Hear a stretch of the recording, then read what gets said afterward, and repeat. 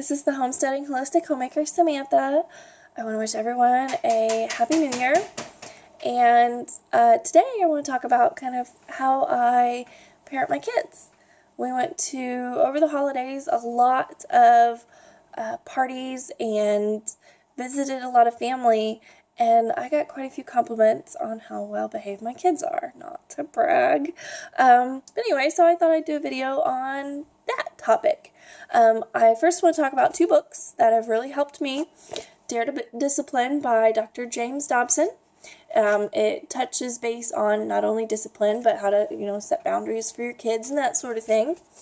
And the second book, Smart Money, Smart Kids by Dave Ramsey and Rachel Cruze. It not only gets your kids working with money and that sort of thing, but it also helps create a more responsible child, and that there is kind of a set way of doing things. Like if you work hard, you get money to go have fun with and that sort of thing, and that kind of progression.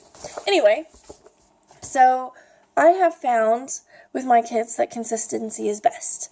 I set boundaries for them. They have a set rules and a set schedule, and they know that they can behave within those boundaries. Sometimes my kids like to test those boundaries, but they're always there. So they know that they're going to get in trouble.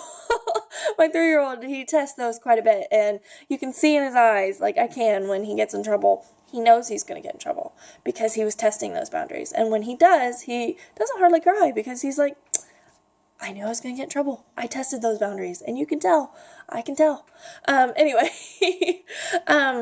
you give them those boundaries, and they are happy, content kids within those boundaries.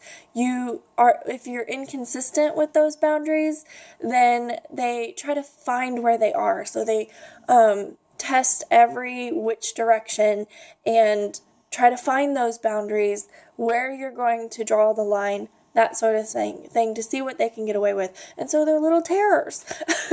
My kids, they know they're going to get in trouble. They know the schedule, and it keeps them pretty balanced. Our daily schedule, we wake up in the morning, we get breakfast, we feed the dogs, I go and take care of the chickens and the ducks, and then we can go do an activity for the morning, whether it's doing a learning thing or going outside and play, or going to the library for story time, or me running errands, that sort of thing. We can do that in the morning. We have snack at 10 a.m., and then we have lunch at 11:30, and then we have nap time at 12:30. They know this is happening every day. Nap time gets over about 3 o'clock, somewhere in there. Kind of depends on how tired they are. That happens every day. And then afterwards we get a snack. We can go play again outside, do an activity. I can run more errands, that sort of thing. 5:30 is dinner. We can go out again or out for the evening if we want. And 8 o'clock is bedtime. We brush teeth, we pick up toys, we read a book or a chapter of our chapter book that we're reading to the kids, and then it's bedtime. They know this is happening every day. And when I start the bedtime routine, my kids get a countdown. I start at 30 minutes. I say 30 minutes till nap time, and I make my oldest, I make him say okay as kind of an acknowledgement that I've talked to him. He says okay, and then we do 5-minute increments, 25 minutes, 20 minutes, 15 minutes. So if they're playing, he can start picking up.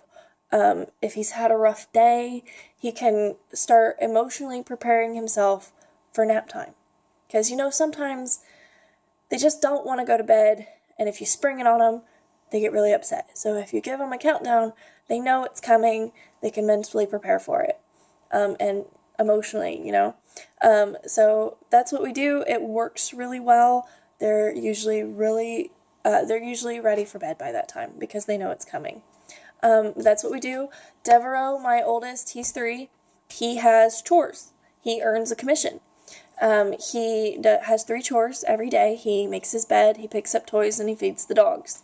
And he earns a quarter for each of those at the end of the week. So he gets 3 quarters. And we make him tithe one of them, save one of them, and he can put the other one in his spending jar. So when we go to church, he has his own money to tithe with. And if we go out and he wants to buy something, he has his own money. So if he has enough money to buy it, he can buy it. Saves a lot of trouble at the store when I can say, you don't have enough money. Sorry, you can't buy it. Saves a lot. Sometimes there's a little bit of a temper tantrum, but he kind of understands. And my youngest, he's only a year and a half. He doesn't quite understand, but he helps me sweep the floor. He helps me unload the dishwasher, and he also picks up his toys at the end of the day. So he gets 3 dimes, or nickels. He gets 3 nickels, and we just put them all in his piggy bank except for one, and he puts in his pocket to tithe with at church, just so he can be like Big Brother and put something in the plate. But that's what we do. I think I have pretty spectacular kids. But nobody by any means has to do what I do. I just thought I'd put these tips, kind of what I do, out there in case anybody wanted to know.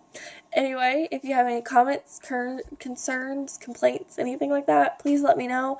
Be happy to talk. And that's it. So stay classy, and thanks for watching.